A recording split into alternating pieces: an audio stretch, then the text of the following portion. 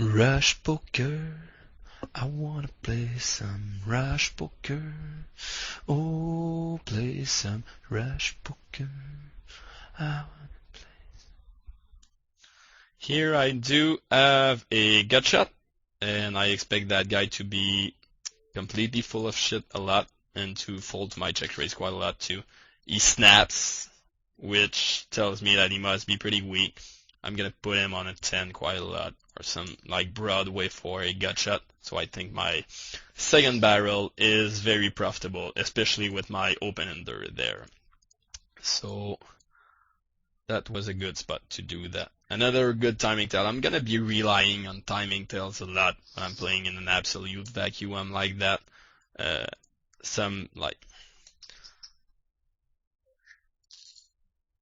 Some universal timing tells. Sorry for that brain bug. Like very fast playing from other people's, which is gonna be weak, or like snap forbidding, which is gonna be weak or risking and stuff like that basically. Here we are once again in a big vacuum. I'm using that term a lot because I don't know any other English word to say in a vacuum, so I'm just gonna keep saying that every single time I play a hand. Sorry about that.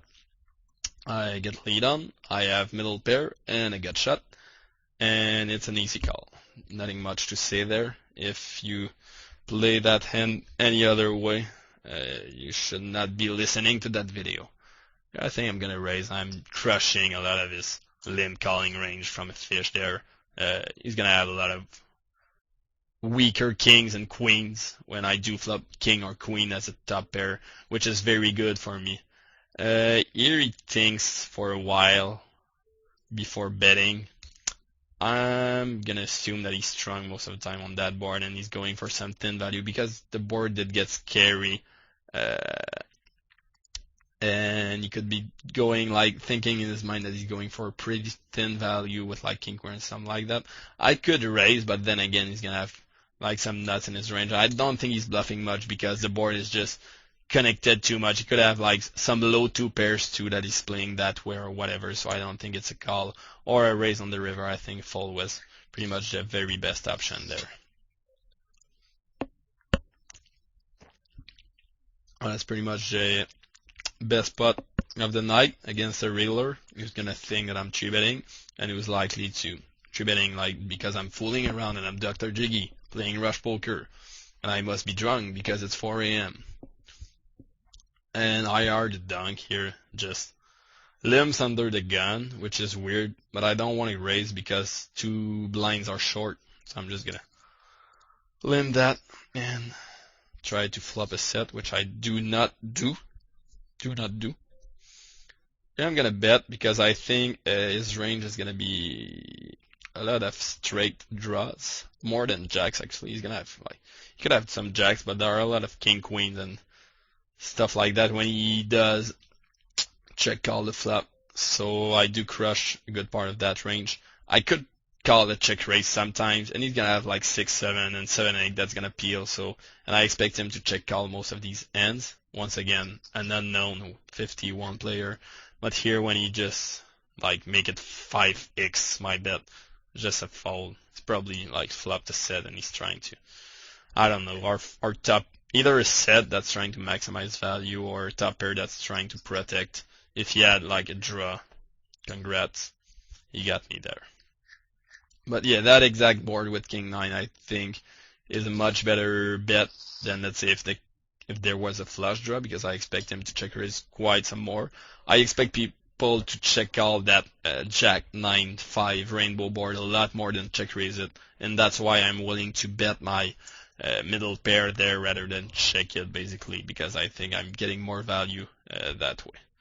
I'm gonna 3-bet again. It's worked pretty well when I did have some big ends, so let's see when I have some speculative ends, and it still works, so I'm gonna start 3-betting everyone because that's how I roll. Same guy again. Pretty good spot for a multi-barrel because I expect him to check raise pretty much all of his big hands on the flop because it's so dry. And he check min raises, which is absurdly weak. I'm seeing some weird stuff tonight. Should have played some rush poker to get accommodated a bit more to that. I did not expect that tonight. I obviously have nothing and no equity. I could float with a lot of stuff or re-raise with some stuff there, but I need at least some equity with my 10-4 there. I think it's just looking like going for troubles, looking after trouble to try and play that. Here from an early raise. I'm gonna play my blinds pretty tight actually in rush poker because playing out of position when you don't have any read against anyone, and that's another good general rule of thumb, guys. Playing out of position against good player and players against who you don't have any read like at all is gonna be absurdly difficult. I'd rather play out of position against like a medium reg that I pretty much know where he's at pretty much all of the time, then play out of position against a total unknown, even if I assume that he was pretty bad, because playing out of position is a lot about end reading, and if you're not able to end read well these spots, it's going to be a total pain in the ass. So once again, no one ever forces you to play out of position. Just remember that all of the time, guys. That's something that even higher stakes players tend to forget a lot. 6-3 suited, which is awesome against people who are playing, for the most part, pretty tight, actually, I think. I did not get 3-bet that much. Looks like the computer is starting to slow down a bit, probably because of all the rush poker awesomeness.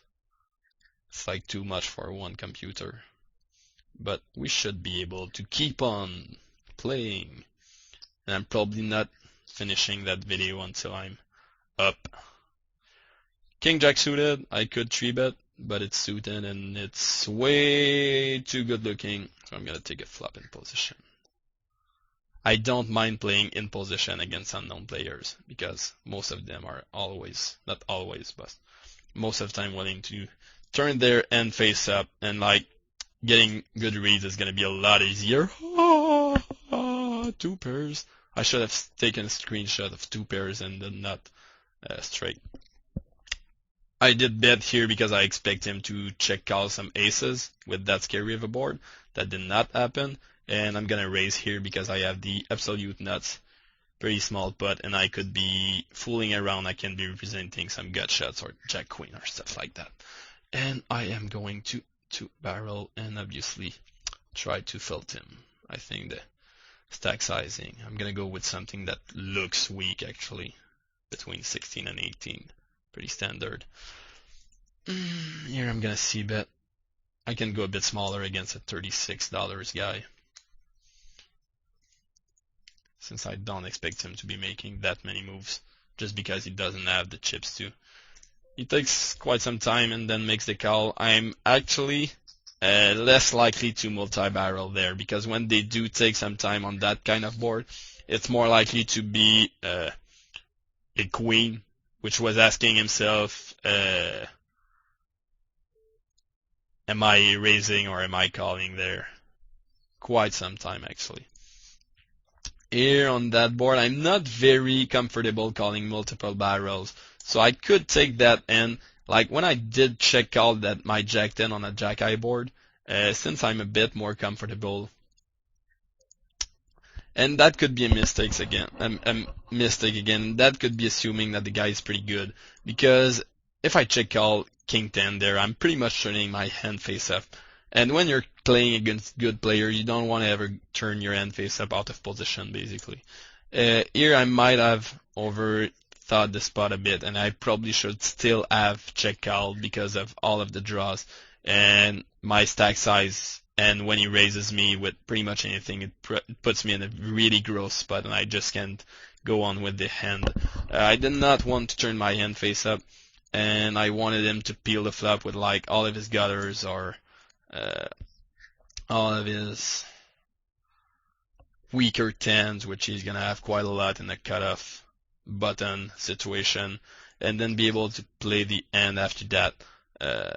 That did not go well. I could have checked all that, especially against a guy that might not be willing to fire that many multiple barrel.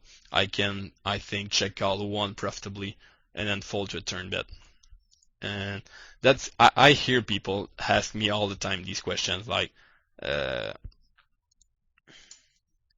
pretty good end I flop actually with my low flush draw and a gut shot.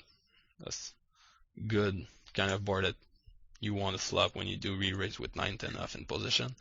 But yeah, I hear those questions all the time. Like, you have king 10 on the cutoff, button called, flop comes queen 10-5 with a flush draw. Are you betting or checking that flop? And I always answer that is gonna be 100% player and game flow dependent. And my friends hate me for that because I pretty much never ever give them like a clear answer to any of their questions actually. And that's true. And you have to start thinking about these spots yourself, and you have to know the other players' tendencies, which is once again pretty difficult in rush poker. And I'm making a lot of my plays on like vague assumptions, but it's very true in other more regular forms of poker. You want to be able to get some good reads on players to play your hands optimally. And that was a good example of board that I'm gonna bet sometimes, I'm gonna check sometimes for different reasons. And I think I explained those as quickly as I could. That's an interesting dynamic. I just want to point out quickly the Jack 8-3 board there. That is like absolutely the perfect spot for me to at least two barrel, because if I'm against a reg here, most small / mid stakes regs, their calling range in that spot is gonna be any pair, ace queen, king queen suited, and that's pretty much it. And you could be recognizing yourself there. They're never ever gonna they might sometimes slow play aces or stuff like that, or calling with more speculative ends, but under the guns against under the gun +1, people tend to turn their hand face up a lot just with their pre-flop plays. So on a jack high board there, queen high board, not so good to barrel on because there are a couple of queens in his range. Jack high board, there's no jack at all. And this, against a lot of players, I'm not gonna say against everyone, against a lot of players, there are no over pairs at all. So I can fire two barrels and win the pot 100% of time. Or three barrels if he's suspicious with 10s or 9s there. So that's a pretty interesting note to take against good players. And if you are playing against good players who can recognize that kind of stuff, you want to be able to mix up your calling range there with some over pairs and some other stuff I don't know, some 9-10 suited sometimes, which might not really be good at 100 big blinds deep, which is good deeper, but not at these stack sizes. But yeah, whatever, just slow play your big stuff sometimes, so you don't turn your whole range face up. But once again, don't start doing it against bad players who don't know that you're doing it, basically. You always want to be sure that your opponent is aware of your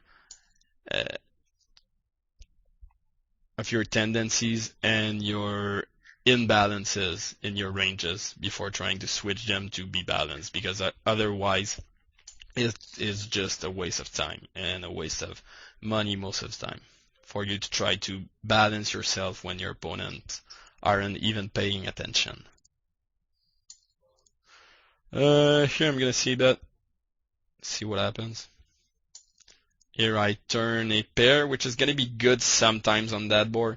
I don't really want to. Here. If I had some kind of draw, at least any kind of draw on the left, I could probably multi-barrel. Now the queen is not that good of card, and I don't want to barrel that much. And here on my 2 is going to be good against all of his flush draws and some broadaways too. Now it's no longer good against broadaways, but Jack 10 Queen, Jack Queen 10, that's going to call the flop. And I don't want to start barreling because I don't expect him to be folding an ace, ever. So I think since my 2 is good some of the time, I did not multi-barrel that. I should have, and he probably would have folded to a turn bet there, but I had no way of knowing that, of course. Here, 2 overs and a flush draw. Pretty standard C-bet 3-way. I get a pretty quick call from the button. I expect that guy to have a mid-pocket pair quite a lot. Sometimes he's gonna have a jack. I'm gonna take down the pot with my second barrel very often. And if I do not, I could hit the river. I could miss it as well. He did take some time on turn to call. There are a lot of missed draws, and I don't think he's gonna fold a jack ever, ever, ever.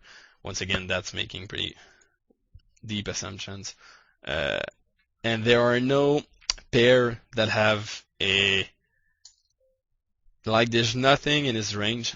That looks like a missed draw a lot.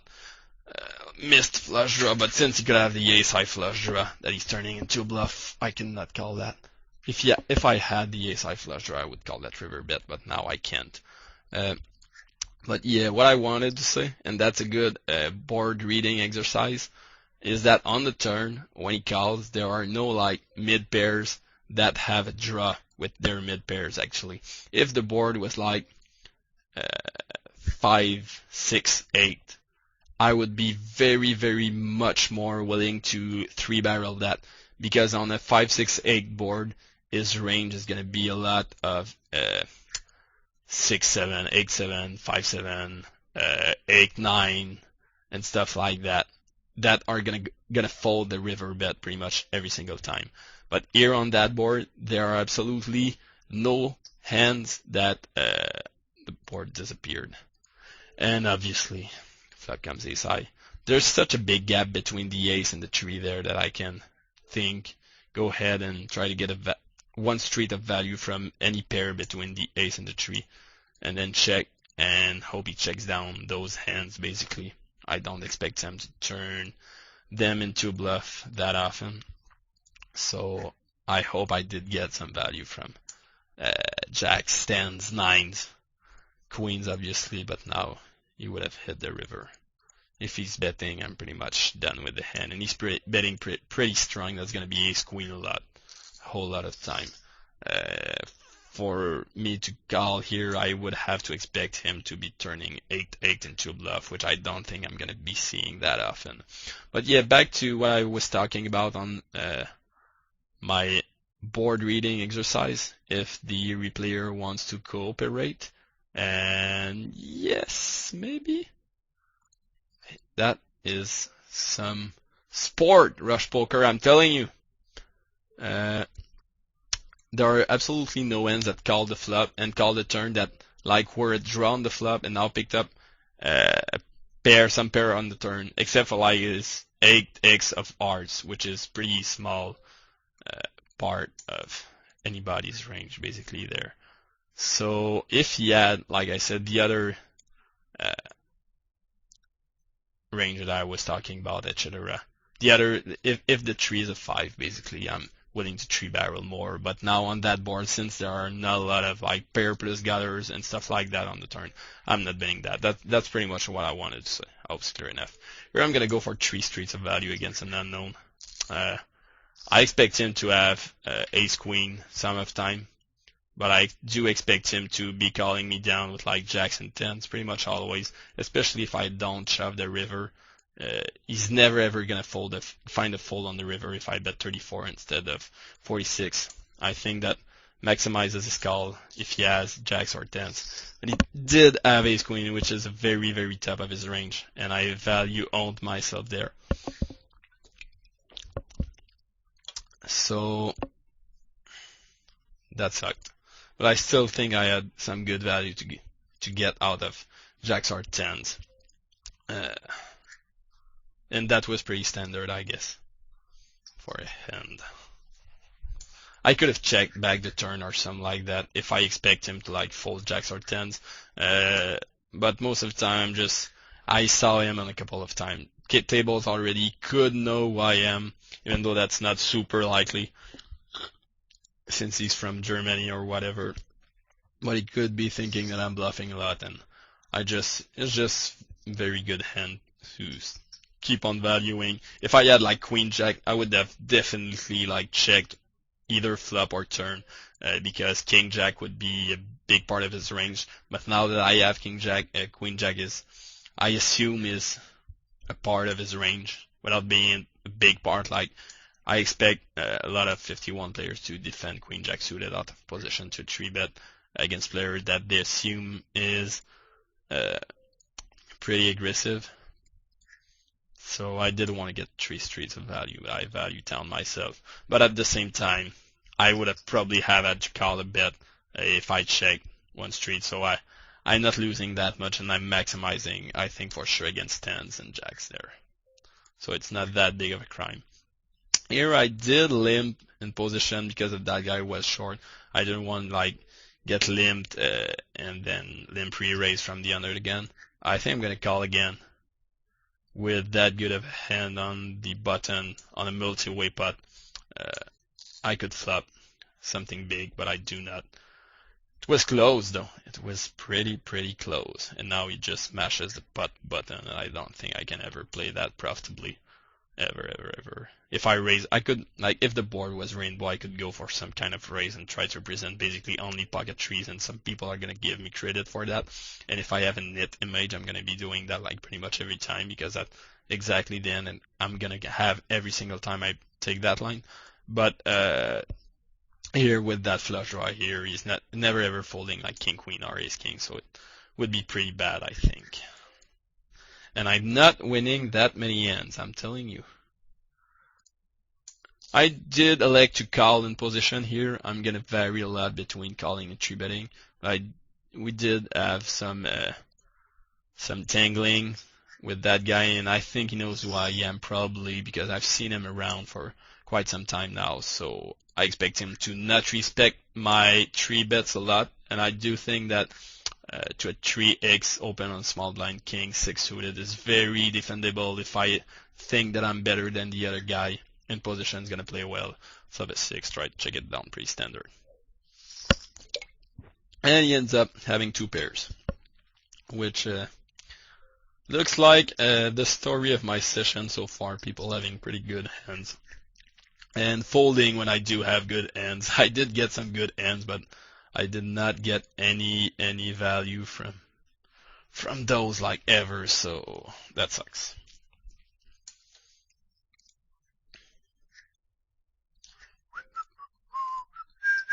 Rush poker is awesome. Rush poker is awesome. And I flop top pair now, which is good, and I hope. And I was going for value, and he folded once again. And I'm getting pretty frustrated now at Rush Poker. No. I want to apologize at Rush Poker for saying that. I still love you. Rush Poker. 6-7 suited, which looks better than aces. How many hands? That's 400 hands in no time, and with a lot of talking. That's awesome. And I flop nothing, but a couple of backdoors with that beautiful green 8. So I'm going to barrel, and then barrel the turn, because I expect him to call pretty much a lot of his pairs that he defends in the blinds. So by barreling once again on the turn, I'm making him fold those a lot, and I'm going to be picking up a lot of backdoor draws with my green 8 there. So I can multi-barrel a lot of turns with some gut shots and flush draws and stuff like that. And I'm going to go crazy and re-raise under the gun +1. So he's going to have to give me credit.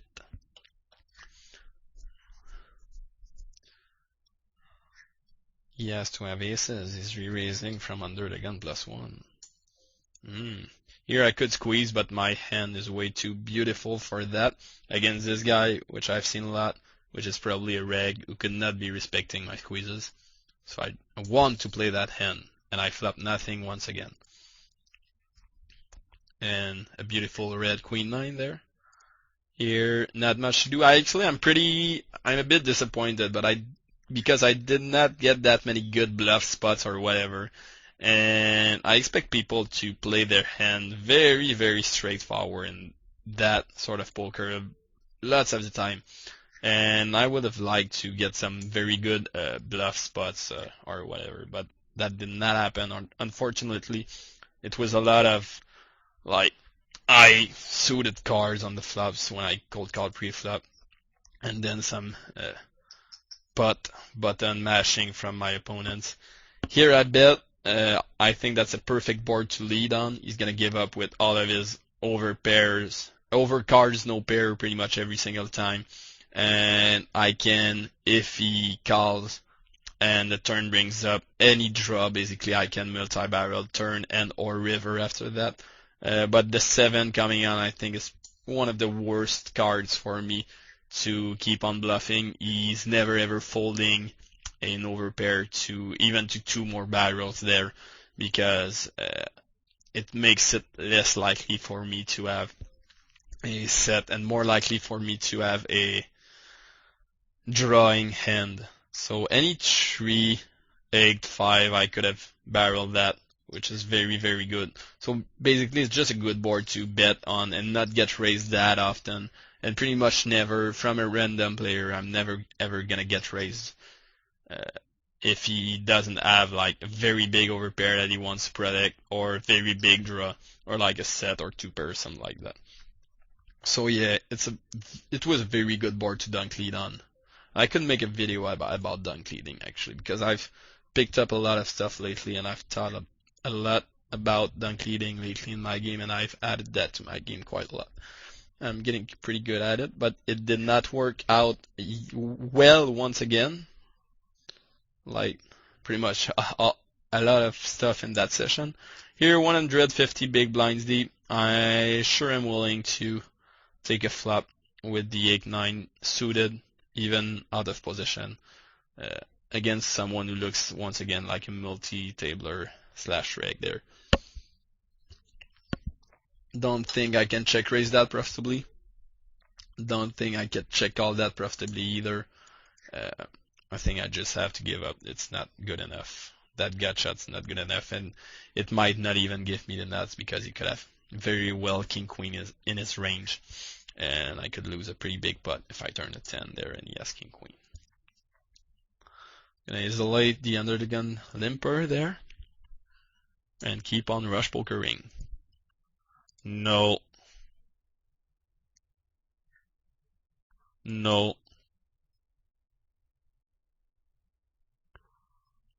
I think that's the biggest. Oh, look at that. That's a straight on the flop. That's awesome. Oh, let's just hope he has something. No. There should be a big blind quick fold button. I want to be able to move on quickly. C-bet, standard C-bet, wink wink. I know that guy, I know he knows me. I played against him back in the days when I was young at these limits. But he obviously did not flop anything, even on that beautiful board.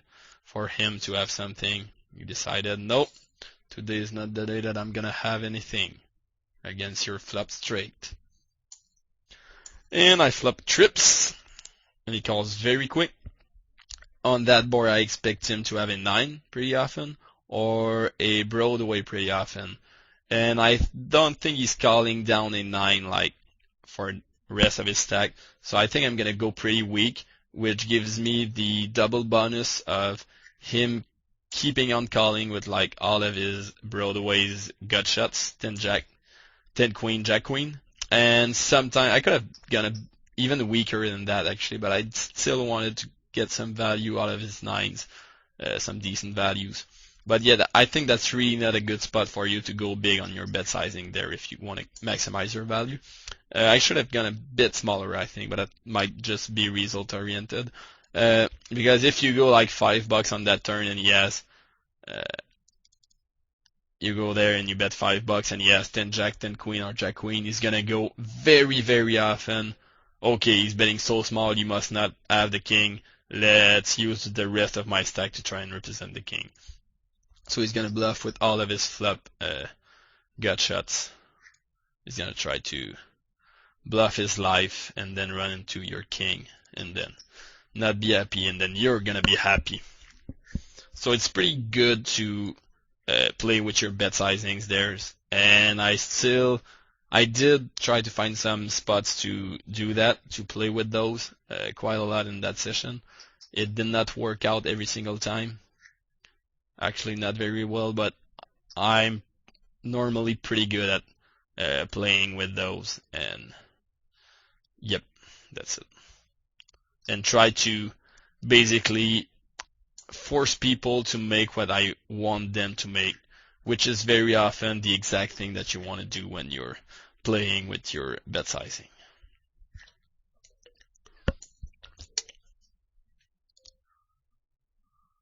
Sorry, I just paused that for a couple of seconds. I was trying to see for how long this has been going. I have no clue, so I'm just gonna keep going a bit. I wanted to make that a 2-part series, and I'm gonna make sure that I have enough stuff for 2 parts before leaving. So I'm just gonna keep on playing a bit until I win a hand, basically. Alright, I won. Oh, that's tricky to shove your whole stack as a squeeze. They call it that squeeze. Dan Harrington called that the squeeze play or the sandwich play. I prefer squeeze play. But it did not talk about shoving your whole stack with the sandwich play. Sandwich. And I still haven't flopped a set, which often is the main reason why I'm playing rush poker, is to flop sets quicker. It's not worked out. On that flop, I expect my opponent to fold to either flop, turn, or river bet very often when all breaks out. I think he's very likely to bet all of his like ace, jack, and up, and all of his 2 pairs. So I don't think his range is gonna be able to contain my 3-barreling range. So I'm very willing to 3-barrel with my 3s who look like have some showdown value, but in reality don't really have any. Here my 7s could be good sometimes, but I don't want to bet. Certainly not a bet on turn. Because it's not really value, it's not really bluff, and I'm gonna run into a queen quite a lot. I'm just gonna hope it's good. Just gonna hope I'm against something and something else, but now he smashes the pot button, which is very often an indication of someone being very strong and most likely having the queen here, which would fit all of his actions. Fold, raise because I'm cool like that. You should not raise those hands because it's gonna put you in exactly that spot. I think that's a good spot for me to use my hand as a hand with some equity to bluff, basically. Once again, that I'm coming back with that example a lot, but that's a good board for me to bet on and multi-barrel, because I don't expect any of these guys at these limits to ever slow play me on that board because it's so dry, and if they flop a set or 2 pair or straight or whatever, they're gonna raise the flop every single time. So when I receive just a call, and then the turn is any overcard, which is gonna be a lot of hands, I can make them fold a huge chunk of their range, of their flop, like pre-flop and flop calling range with second or a 3rd barrel. And I think multi-barreling there has just way more value for my hand than trying to go for a showdown or for a hit or whatever. So that's pretty much it. Here I could check again, but I would have to turn my hand pretty much face up if I check again. And I could not build really a big pot. I cannot really go for a big check raise because it's going to be so obvious. And I do see that guy like checking back an ace quite some time because he's the fish last to act there.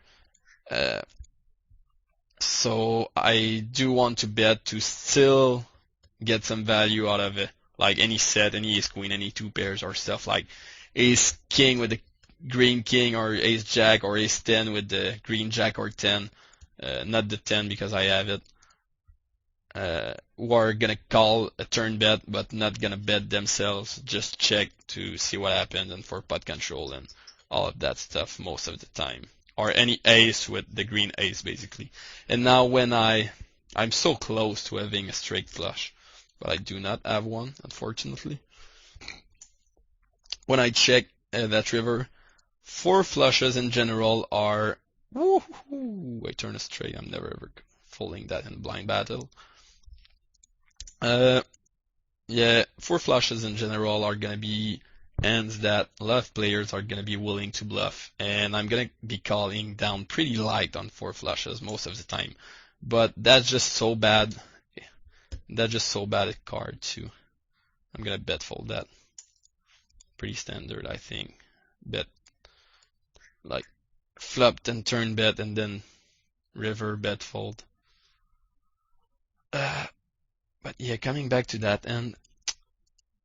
Oh, my hand is good. Yep, that's cool.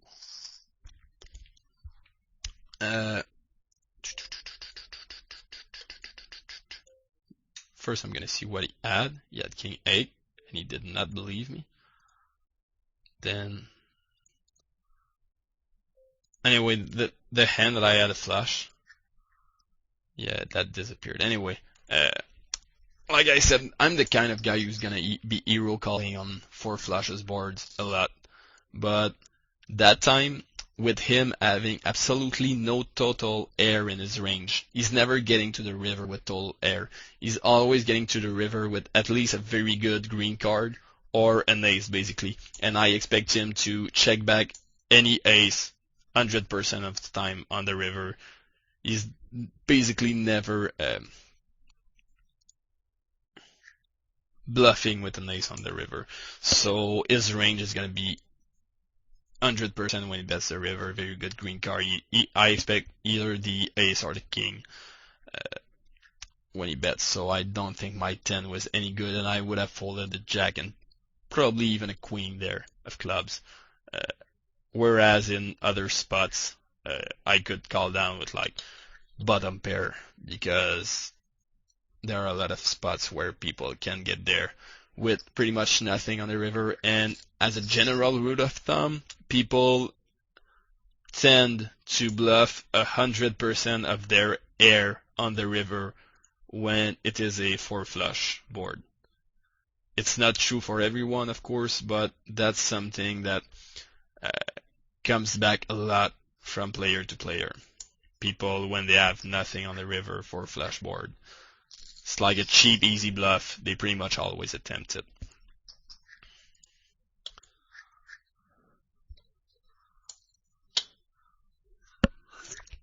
Here I flop top pair, but a pretty weak top pair, and I don't want to get that in on the flop because I do think there are some pocket 10s, pocket 9, pocket jacks in his range, so I'm crushed by that.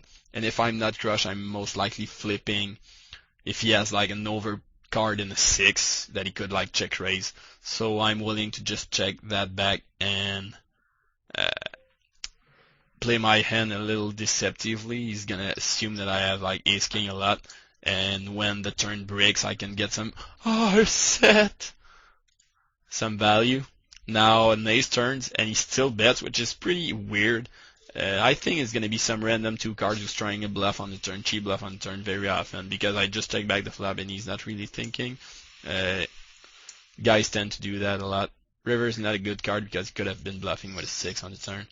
With his nickname and his not full stack size, I expect him to be not a good player. That's why I'm putting him on such a wide variety of hands with his pre-flop call. Now he tanks for a while and bets the river. Could be raising that, could be shoving, but I'm not really not sure if he folds an ace and he could have 6 himself. He's probably not even folding an ace. I think he's gonna be folding an ace actually. I'm gonna try that.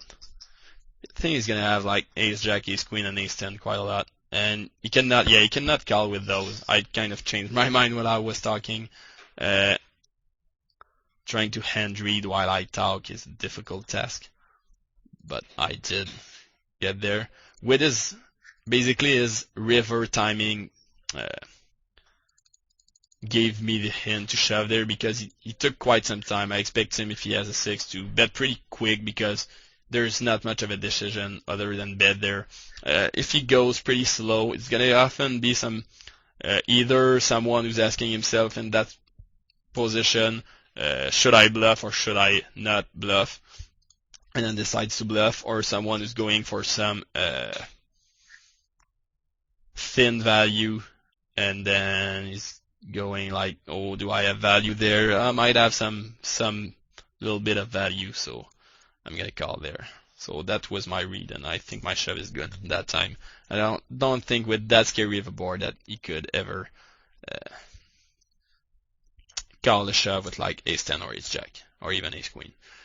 Here, once again, that turn is really not a good card for me to keep on bluffing. I would have bluffed like 10 or above, try to check down 9, value bet at jack, bet if I hit my straight, but now the 4 does not give me a really good card, try and represent anything, and he could have straight a lot himself. So, and here against an unknown, I decided to call one street and then fold to the next one. That's pretty loose actually. I probably should have folded the flop, mainly because, and that's another good rule of thumb, because the board is paired there. And even though if he has 2 high cards with his big blind re-raise there, he still have very, very decent equity because I'm gonna get counterfeited a lot if I try to take that to the river. So I probably should have folded right away, but I was pretty curious and distracted. So I did call one, which I don't think is really good when you can get counterfeited in that kind of spot, and or get multi-barreled on a lot of turns if he has a bluff. So that was not a good flop call in my opinion. Should have folded right away probably. I'm gonna play for like 5 minutes and probably end that. And I'm getting tired, and my inhibitions are going out, and I'm not making any sense while talking. I think I'm gonna 3-bet that for value, try to pick up something from that guy who might not believe me because I've been squeezing quite a lot and playing pretty aggressively, and I don't know that guy. I assume with that weird name, and haven't seen him play yet. I assume that he's gonna be a fish and calling more often than 4-betting me with speculative ends there, so I can squeeze my ace queen pretty profitably for value. But now the flop is not a good one. I'm getting check shoved a whole lot on that flop. Get check back. I can still represent something like a 10. A 9, a 8, because he knows that I'm playing a lot of weird hands that way. And or even an overpair, which is going to be pot controlling. And now I do think I have to go for a turn and river, pretty big bets. I think that guy is going to be just good enough of a hand reader to believe that I went for pot control with a overpair on the flop or a 10 if I go big and big. And then maybe he's going to call one street with what is very, very likely to be some kind of middle pair, 6s, 7s, or stuff like that, 5s, or ace 8, not ace 8 or ace 9, ace 9, sorry. And if I go big, I'm looking from someone who can hand read a bit. I'm looking like a guy who went for pot control on the flop and then tries to make it up for some missed value, basically. So that's why I'm going big. Small, he's gonna like find the call more often than that. He could still find a call, but I really like my bluff there. I think against a regular, he's gonna find a fold more often than that. And yeah, it works. don't try this against a fish ever, because I had a read on that guy that he was a regular and he was capable of hand reading, and that's why I made that quote unquote elaborate bluff. Don't try that kind of elaborated bluff against a fish. It's just bad. What the hell was that? That's just a nice gift before going to bed. No 8. Yay! And everything ends pretty well, actually. I might even be up. But yeah, don't even ever try that kind of bluff, because the fish is gonna go like, okay, if he check the flop, he doesn't ever have anything, so I am gonna do what? What he's gonna do? He's gonna call down. Yeah, that's what he's gonna do. But not that guy, because I assumed that I was on the right thinking level to pound him, and I was right. Oh yeah. And I did not want to try and check down my ace queen, because basically every single thing that called preflop at least has a pair on that board. That took that line preflop actually at least has a pair, and he's gonna have 6, 7s, 3, 4s a lot. So that's pretty much it. And I think I'm gonna leave, but that's the worst part about rush poker, is that you never ever know when to leave, because there's no like big blind, or there's no like I'm gonna fold to my next under the gun or whatever. So you just play until, I don't know. I just don't know. You just play. So I might do that, like a 15-part video, if I don't find a way to quit. I'm gonna have to find one. Let's say I'm gonna quit on my next cutoff. Yeah, next cutoff on both tables, I'm gonna quit. That is what I'm gonna do. And I find myself pretty intelligent for finding that. And I might even miss the fact that I'm on the cutoff, if I am somewhere. I thought that guy looked like the reg, but now he's just limping, open limping, which is weird. And I think that guy said my name, yeah, on the chat box earlier, so he knows where I am, but I still 3-bet him, because I want to, oh, that's a cutoff. I can recognize a cutoff when I see one.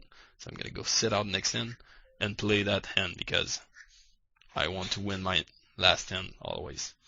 Because and it looks like I've been in like 5 small blinds in a row. I don't know if I'm right, but stop dealing me.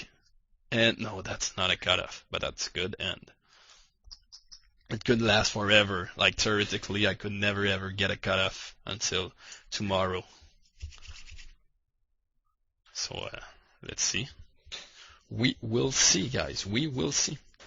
So yeah, while I'm looking for a cutoff, I'm gonna give my closing thoughts on that couple of vids. I think things started going well at the end, actually, but did not go that well during the video. I think it was a lot of fun, a lot of, like I said a couple of times, in a vacuum play. Something that I don't really do very often, and something that is always good to go back to when you do find yourself making too many weird plays, or too many whatever, like just losing your game. I think rush poker could actually be some pretty good antidote for just finding back the love for the game. If you're playing like 2-4 or 5-10 as your regular limit, you can go ahead and like play some rush poker just to get back into the things, and try to just play straightforward, and try to end read people who play straightforward and whatever, so you don't overthink yourself too much, like every single time you play a hand.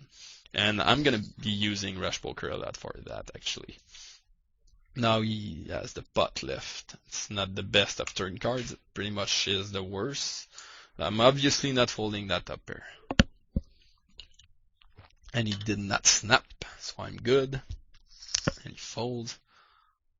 Please give me a cutoff, someone. Fuck it, I'm just sitting out now. Not before I play my pocket 2, though. Pocket 2! everyone folds at the same time. That was incredible finish. So I have nothing more to say. That was Jiggy for Rush Poker. Bye. Hope you enjoyed that.